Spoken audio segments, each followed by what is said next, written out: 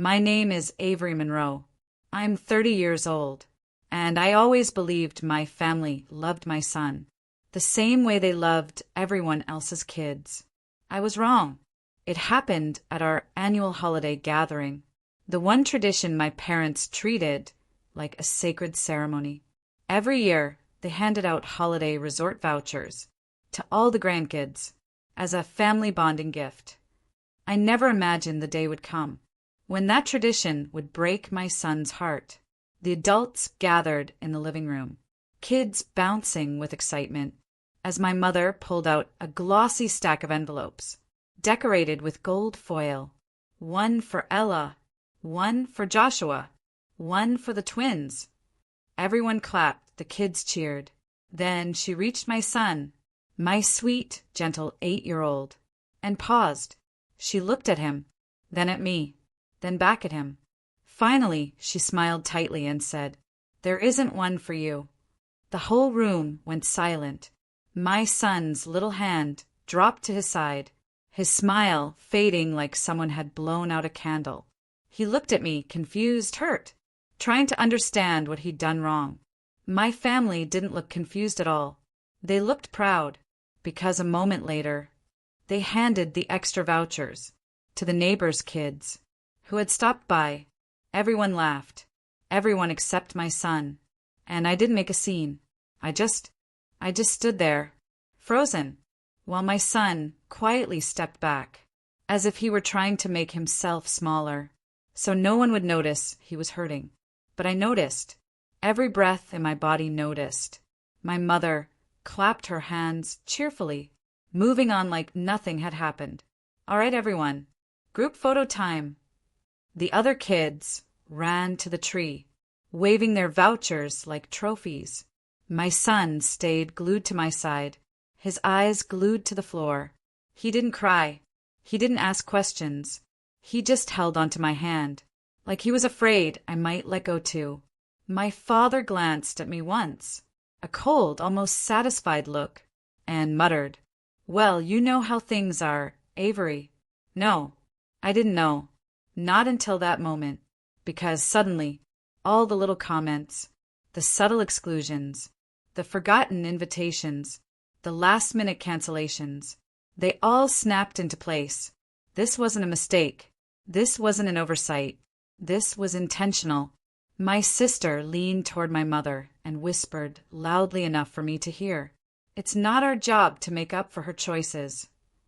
Her choices? Meaning my son? My son, who had done nothing wrong, who had only ever loved everyone in this room.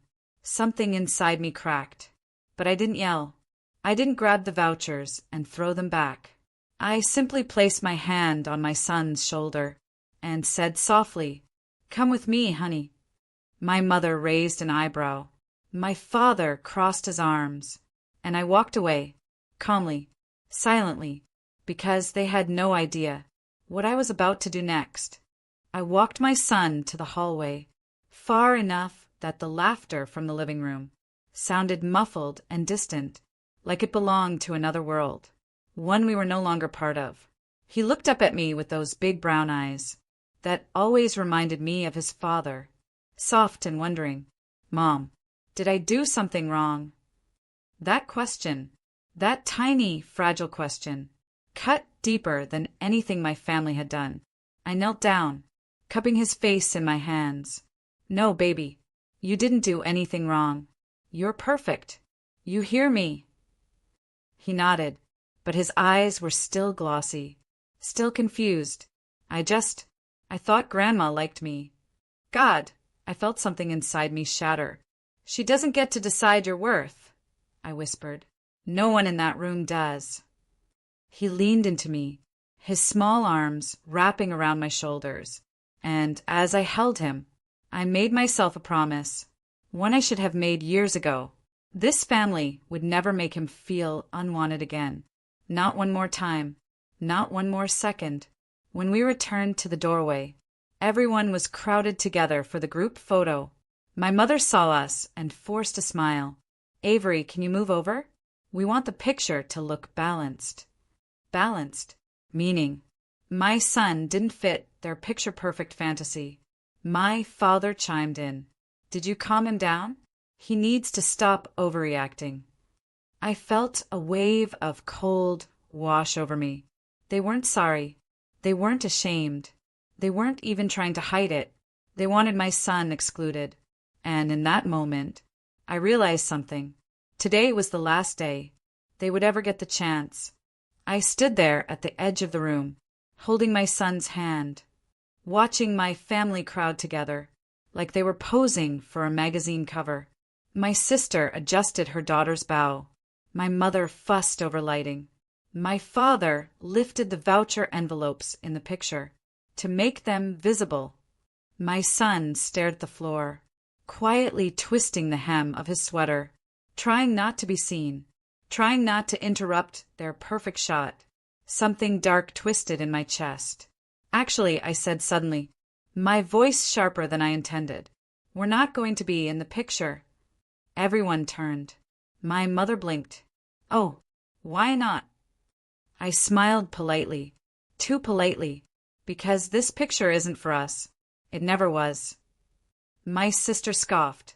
Oh, please, Avery. Don't be dramatic. This was supposed to be fun. For who? I asked. For every child but mine. My father stepped forward. The same patronizing frown I'd known since childhood. You can't expect us to rearrange everything. Every time your life choices create complications. Life choices. Complications. That's what they called my son. My hands curled into fists, but my voice stayed steady, eerily steady. Understood. My mother raised an eyebrow. So you're leaving? I nodded. Not just today. My sister laughed. Oh God, here she goes. No, I cut in quietly. Here you'll go. They stared at me, confused, and that's when I opened my bag, pulled out the single envelope inside, and placed it on the table. A very specific, very official-looking envelope. The room fell silent, not out of guilt, but out of fear, because, deep down, they knew this wasn't drama. This was consequences.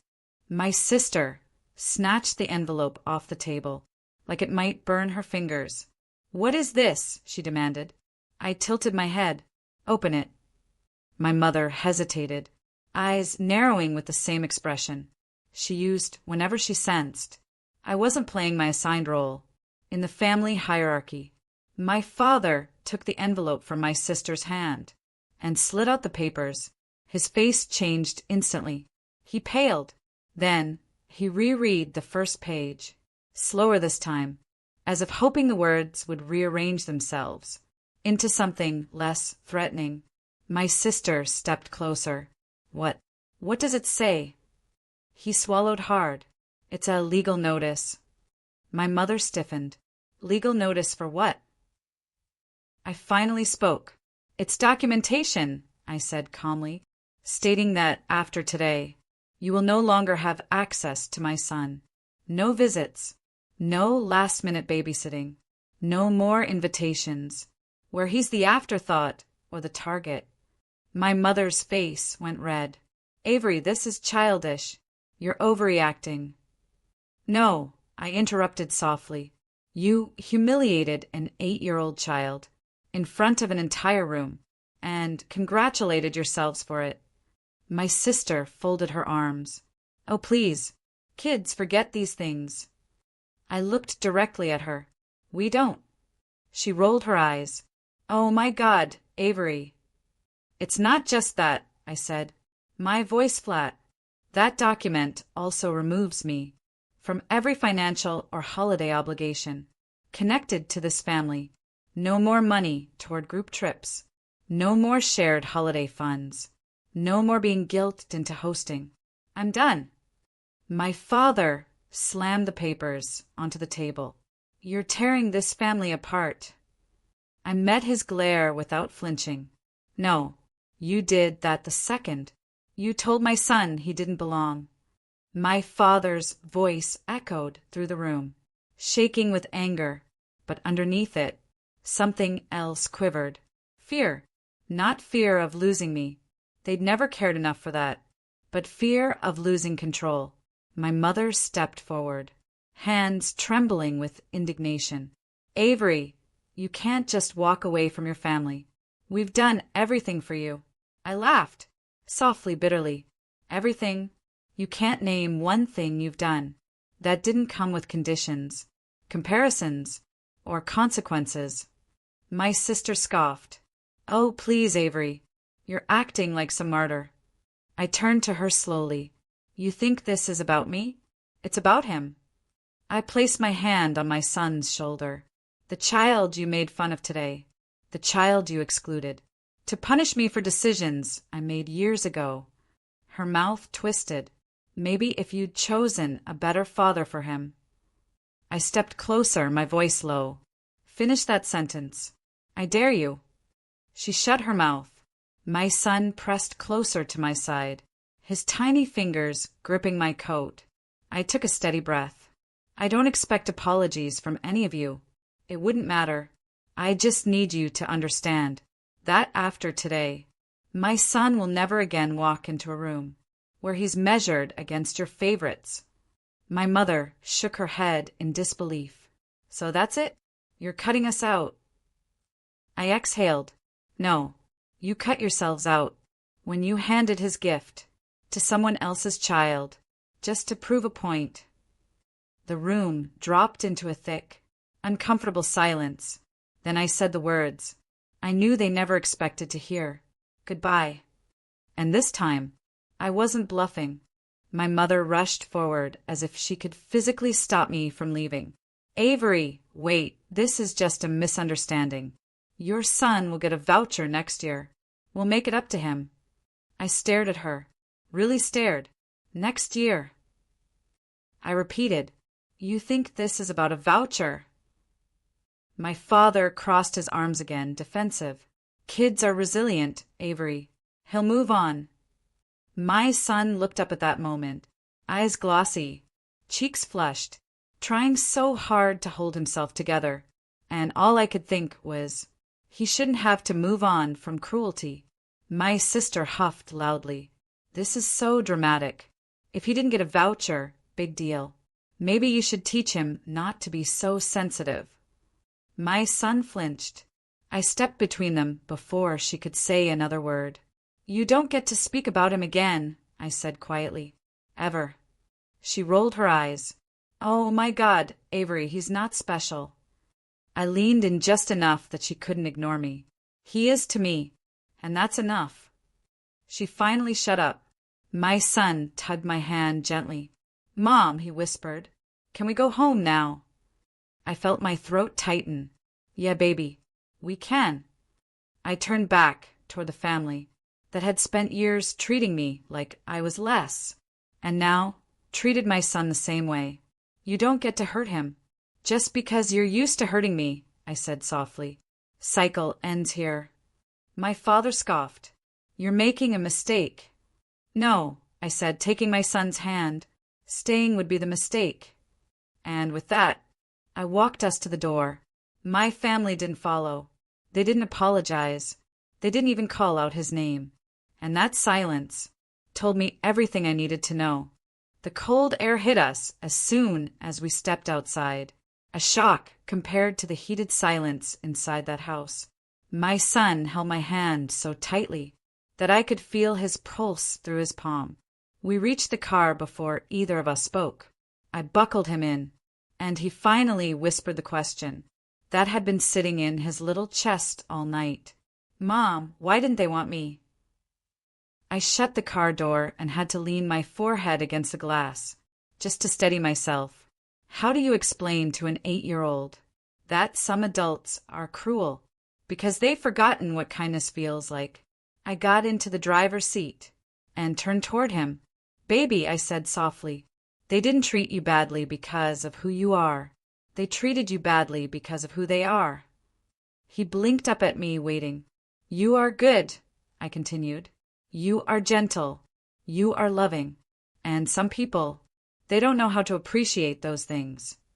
He nodded slowly, absorbing every word like it mattered, because it did. I started the car, pulling away from the house I had grown up in, the house where I learned how to stay quiet, how to fold myself into corners, how to accept less. But tonight, my son showed me something. I wasn't quiet anymore, and neither would he be. Halfway down the street, my phone buzzed with a message from my mother. "Come back. We should talk." I stared at it for exactly 1 second before deleting it. 10 minutes later, my sister messaged, "Mom is crying. You ruined the night." I didn't respond to that either, because here's the truth. I didn't ruin anything. I revealed it. When we got home, my son ran straight to his room and pulled out a map we kept on the wall. He circled a spot at the edge of the country. "Can we go here one day?" he asked. "Just me and you?" It was the location of a small beach town we'd talked about visiting. I hugged him tightly. "Yeah," I whispered. "We'll go anywhere you want." That night, I sent my family one final message. "You won't treat my son like he's less. Not today. Not ever again." I blocked every number, every single one, because sometimes walking away from your family isn't betrayal, it's protection. And my son, he will never doubt that he is wanted, not while I'm breathing.